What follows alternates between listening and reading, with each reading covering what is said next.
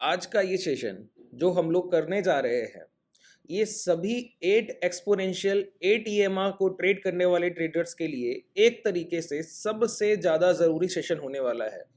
यहाँ पर हम लोग बहुत छोटे छोटे कॉन्सेप्ट को डिस्कस करेंगे और ये समझेंगे कि अपने 8 ईएमआई में जो आपकी एक्यूरेसी अभी 80% के आसपास रहती होगी। अगर आप 200 ट्रेड कर रहे हैं तो नियर अबाउट 160 170 ट्रेड्स आप सही कर रहे हैं, और जो 40 45 ट्रेड आपकी गलत जा रही है उनको भी हम सही करने की कोशिश करेंगे या फिर परफेक्शन के साथ ट्रेड करने की कोशिश करेंगे। ठीक है, तो अब हम अपनी एक्यूरेसी को अबव 95% पुश कर रहे हैं। ठीक है, और यहां पर गलती की गुंजाइश ना के बराबर होगी, बिल्कुल ना के बराबर। अब एक एक पॉइंट को बहुत ध्यान से सुनिएगा और इस पूरे सेशन को मैं उम्मीद करता हूं कि सभी लोग बिल्कुल लास्ट तक देखेंगे। ठीक है, तो आपको समझ आएगा कि एटीएमआई इतना परफेक्ट क्यों है। और जो हमारे क्लास के ट्रेडर्स हैं ना, जो सेशंस को लगातार करते हैं और क्लासेस में आते हैं, उनके लिए ये इतना एक्यूरेट कैसे हो जाता है। ठीक है, तो एक एक पॉइंट को बहुत ध्यान से ऑब्जर्व कीजिएगा। सबसे पहले ये समझते हैं कि हमको दिक्कत क्या आता है एटीएमआई में। ठीक है, तो एटीएमआई को यूज करने का बड़ा सिंपल कॉन्सेप्ट है जो अभी तक हम लोगों ने समझा। अगर देखिए, पहली बात तो ये कि अगर ट्रेंड हायर साइड है तो हम लोग यूज करते हैं एटीएमआई लो, अगर ट्रेंड लोअर साइड है तो हम लोग यूज करते हैं एटीएमआई हाई। एटीएमआई इसको बोल रहे हैं, लेकिन हम लोग यूज एसएमए करते हैं, एक्सपोनेंशियल नहीं करते, सिंपल मूविंग एवरेज यूज करते हैं। एटीएमआई हमारे आइडेंटिफिकेशन के लिए है, पहचान के लिए है सर। अब बहुत ध्यान से समझिए एक एक पॉइंट को। जब हम लोग एटीएमआई हाई यूज कर रहे होते हैं तो प्राइस का मेजर ट्रेंड डाउन ट्रेंड होता है।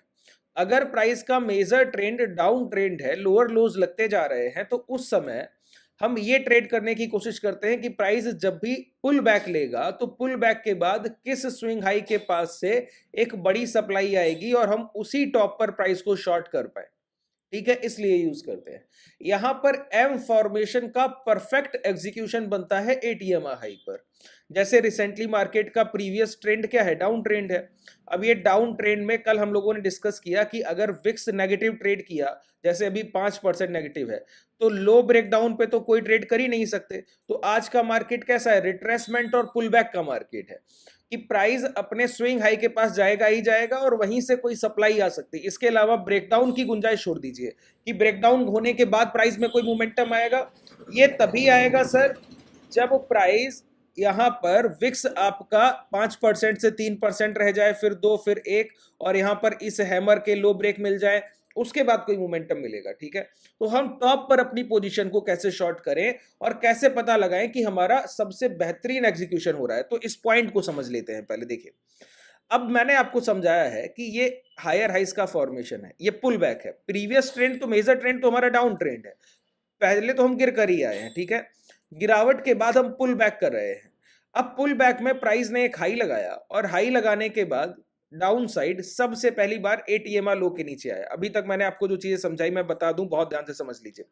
मैंने आपको समझाया कि अगर ये एटीएमआई हाई के ऊपर कैंडल बनती जा रही है और इस तरीके से एटीएमआई हाई इनके साथ चल रहा है, तो मैंने आपको समझाया जब फर्स्ट टाइम एटीएमआई हाई के नीचे क्लोजिंग मिलेगी तो हम कभी शॉर्ट नहीं करते। क्यों?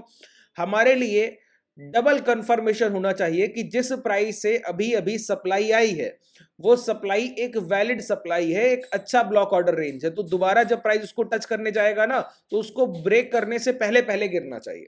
जैसे रिसेंटली प्राइस ने एक ये हाई लगाया, ये हाई इस नियर बाई रेजिस्टेंस है और 5.5% नीचे विक्स ट्रेड कर रहा है, तो क्या पता है कि प्राइस में एक कमजोरी वीकनेस रहेगी या नहीं रहेगी। वो तब कंफर्मेशन होगा या तो ये लो ब्रेक हो जाए या फिर ये हाई ब्रेक होने से पहले एटीएमआई हाई के नीचे दोबारा क्लोजिंग मिलने लगे, जो अभी तक नहीं मिल रही। ठीक है, अब यहां पर दिक्कत क्या आती है, हम लोगों से कई सारे ट्रेड अपॉर्चुनिटीज मिस होते हैं सर। एटीएमआई आप लोग ट्रेड कर रहे होंगे तो आपको हमारे एक एक पॉइंट से जरूर जुड़ पाइएगा। हम लोगों से कई सारे ट्रेड अपॉर्चुनिटी मिस होते हैं। जैसे जैसे मिस होता है कि प्राइस ने एक ये हाई लगाया, इस तरीके से चलते चलते गया और ये एक हाई लगाया और ये मूविंग एवरेज साथ में था, एटीएमआई के नीचे प्राइस आया। आने के बाद जब दोबारा ऊपर गया तो मैं आपको बोलता हूं ये लास्ट स्विंग हाई ब्रेक होने से पहले पहले दोबारा इसके नीचे क्लोजिंग होनी चाहिए। ठीक है, अगर ये हाई ब्रेक हो गया उसके बाद ये क्लोजिंग नहीं होनी चाहिए। उसके बाद अगर क्लोजिंग हो रही है तो फिर हमको डबल कंफर्मेशन चाहिए कि जो अभी नया हाई लग गया वही स्विंग हाई हमारे लिए वैलिड है। फिर प्राइस उस हाई तक जाए और उसको ब्रेक करने से पहले पहले दोबारा इसके नीचे क्लोजिंग करे। तो एटीएमआई के नीचे कभी भी सिंगल फर्स्ट क्लोज पर शॉर्ट नहीं करते, जब तक ये हाई ब्रेक हो रहे होते हैं, इसको हम मोमेंटम मानते हैं, चाहे वो डाउन ट्रेंड के बाद पुल बैक हो, चाहे अप ट्रेंड के बाद का हायर राइज का फॉर्मेशन। ठीक है, वहां पे शॉर्ट नहीं कर सकते। अभी रिसेंटली आप लोग 8 हाई यूज कर रहे हैं, तो आप बोलिए कि ये हाई के पहले पहले अगर प्राइस इसके नीचे क्लोज करेगा तो शॉर्ट करूंगा, बिल्कुल ठीक बात है। एसएल एरिया बहुत छोटा होगा, उसके बाद आप अपने टारगेट भी अच्छे रख सकते हैं, और अगर यहां से विक्स भी रिकवरी करने लगा तो आपको टारगेट भी अच्छे मिल जाएंगे। ठीक है, अब समझिए, बहुत ध्यान से सुनिएगा सर। प्राइस कभी कभी क्या करता है ना, अब हम करने क्या जा रहे हैं, प्राइस कभी कभी क्या करता है कि एक कैंडल ये बनाया, दूसरा कैंडल ये बनाया, तीसरा कैंडल ये बनाया, ये एटीएम हाई इसको साथ में चलता रहता है। एटीएम हाई हमेशा प्राइस के साथ कवर करते हुए चलता है। ठीक है, अब प्राइस में क्या हुआ, एक कैंडल आके इसके नीचे क्लोज किया, आप लोगों ने तो मान लिया कि ये हमारे लिए अभी रिसेंट हाई हो गया। अब प्राइस दोबारा इसके ऊपर जाकर एक कैंडल क्लोज करे, दूसरा क्लोज करे, और इसको ब्रेक करने से पहले दोबारा इसके अंदर एक क्लोजिंग दे दे, वहां पे तो शॉर्ट कंफर्मेशन है। ये तो आपको तय, ये तो मैंने आपको सिखा रखा है कि ये डबल वैलिडेशन होता है, यहीं से शॉर्ट करेंगे तो कभी भी आपको तकलीफ नहीं आएगी, और सबसे ज्यादा ट्रेड आपके यहीं पर एक्यूरेट सही होंगे। और आपका एसएल एरिया, क्योंकि दोबारा प्राइस इसी टॉप को टच करने के बाद फर्स्ट कैंडल क्लोज किया, तो स्टॉप लॉस एरिया बहुत छोटा होता है और वहां से टारगेट बहुत अच्छे मिल जाते हैं। ठीक है, अब कई एक बार क्या होता है कि प्राइस इस हाई को ब्रेक करने के बाद एटीएम हाई के अंदर आता है और वहां से भी मोमेंटम मिल जाता है, तो ऐसी बहुत सारी अपॉर्चुनिटी आपसे मिस होती है। कि प्राइस क्या करता है कि ये एटीएम हाई इस तरीके से चल रहा है, और एक कैंडल, दो कैंडल, तीन कैंडल, चार, पांच, एक कैंडल इसके नीचे क्लोज किया, फिर प्राइस जाकर इस हाई को ब्रेक किया और इस हाई के ऊपर जाने के बाद फिर नीचे क्लोज किया, तो यहां भी शॉर्ट हम लोग कर सकते हैं और वहां से मोमेंटम मिल जाता है। तो मैंने आपको समझा रखा है, हाई के ऊपर निकलने के बाद दोबारा डबल कंफर्मेशन चाहिए, तो कई लोगों से वो ट्रेड अपॉर्चुनिटी छूट जाता है, उसको आप पकड़ ही नहीं पाते। तो ऐसा कई एक बार होता है। जैसे मैं आपको समझाऊं कि अगर यहां पर अगर आप एटीएमआर लो का यूज कर रहे होंगे, तो अभी तो मैंने नहीं लगाया, तो लेकिन मैं आपको बता सकता हूं कि अगर आप यहां पर एटीएमआर लो का यूज कर रहे होंगे, तो प्राइस ने जब पहली बार इसको टच किया, अब ऊपर गया, तो एटीएमआर लो के ऊपर पहली बार ये क्लोजिंग मिला होगा। अभी मैं दिखा दूंगा मूविंग एवरेज लगाकर, पहले मैं आपको रफली समझा दूं। अब प्राइस दोबारा नीचे आया, तो इस लो के नीचे प्राइस ने देखिए एक बार टच किया, लिक्विडिटी को उठाया। ठीक है, अब आप बोलिए कि मुझे दोबारा वैलिडेशन चाहिए, तो ये वैलिडेशन का प्राइस नहीं है, यहां पर दोबारा लॉन्ग करने के लिए नहीं, एक बार ये प्रीवियस लो ही हमारे लिए वैलिड है, प्राइस दोबारा अंदर आने पर यहीं पर लॉन्ग की पोजीशंस एग्जीक्यूट होती है। ठीक है, अब इसको समझें कैसे, मैं आपको दिखाऊं एटीएम लो से यहां पर प्राइस कैसे चलता है, बहुत ध्यान से समझिए।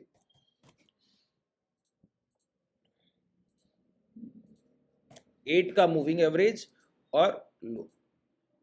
ठीक है, लो क्यों सर, दोबारा अंदर प्राइस आना चाहिए। देखिए, एक बार इसके नीचे से प्राइस आया और ऊपर क्लोज किया, क्लोज कर गया, अब दोबारा प्राइस ऊपर जाने के बाद जब नीचे आया, तो इसके नीचे एक बार आपको दिखेगा कि कैंडल का फॉर्मेशन तो है सर, कैंडल का फॉर्मेशन तो है, तो यहां पर क्या दोबारा वैलिडेशन के लिए वेट करें, नहीं, जैसे ही एक कैंडल ऊपर क्लोज करेगा लॉन्ग करेंगे, और यही एसएल एरिया रहेगा इसके नीचे बॉटम, कभी आपका एसएल नहीं जाना है।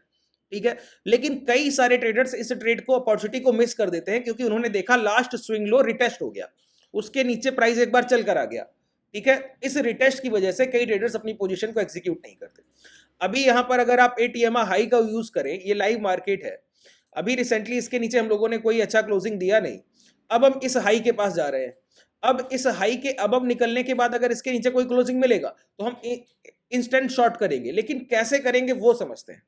इसके लिए हम यूज करते हैं बॉलिंजर बैंड का। अब देखिए कितना परफेक्शन से ये चीजें काम करती हैं।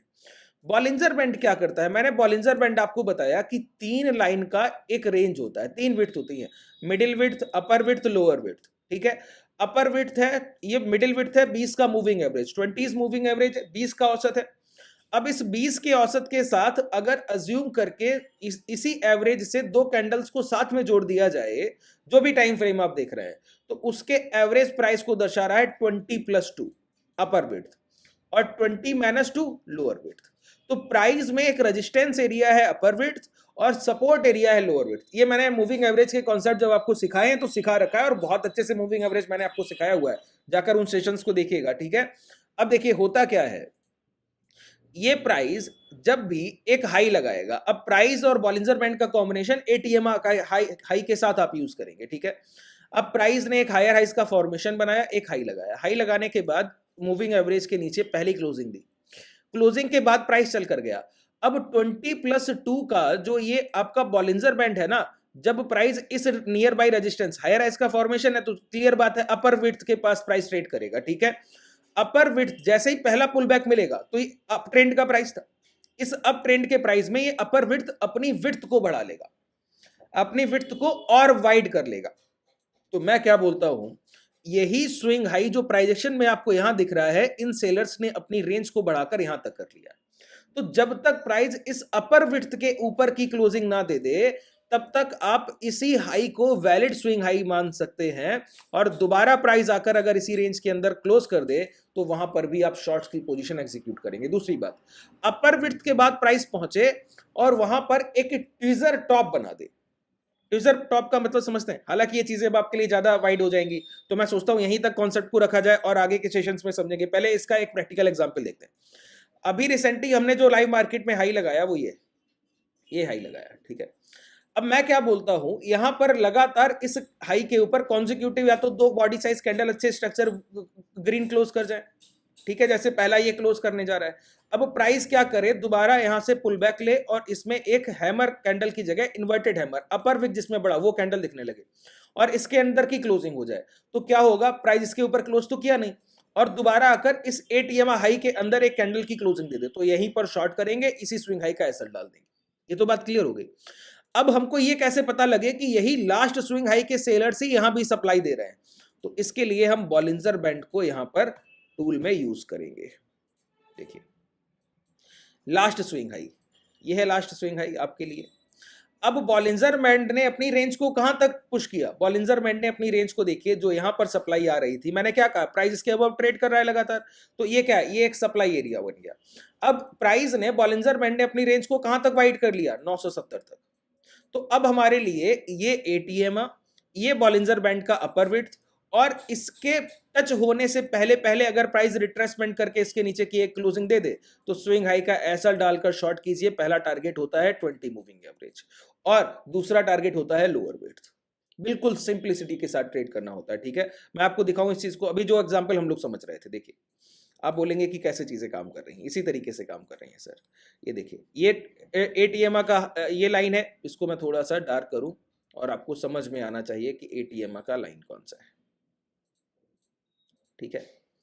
और यहां से आप बॉलिंजर बैंड में आके मीडियन को हटा सकते हैं। मीडियन क्यों हटा दिया सर, क्योंकि 20 के मूविंग एवरेज मिडिल रेंज का हमको कोई बहुत ज्यादा उपयोग नहीं, हम 20 के औसत को ट्रेड नहीं कर रहे, हम 8 के एवरेज प्राइस को ट्रेड कर रहे हैं, ठीक है। लास्ट 8 कैंडल के एवरेज प्राइस को हम ट्रेड कर रहे हैं यहाँ पर, ना कि 20 के मूविंग एवरेज को ट्रेड कर रहे हैं। तो देखिए प्राइस ने क्या किया, एक बार इसके ऊपर क्लोजिंग दिया, क्लोजिंग के बाद प्राइस दोबारा लौट कर आया और इसके नीचे क्लोजिंग, ये हाई लगा है, यहाँ पर लो होना चाहिए क्योंकि हम लोग लॉन्ग की पोजिशन को ट्रेड कर रहे हैं, लॉन्ग का एग्जाम्पल है ये, ठीक है।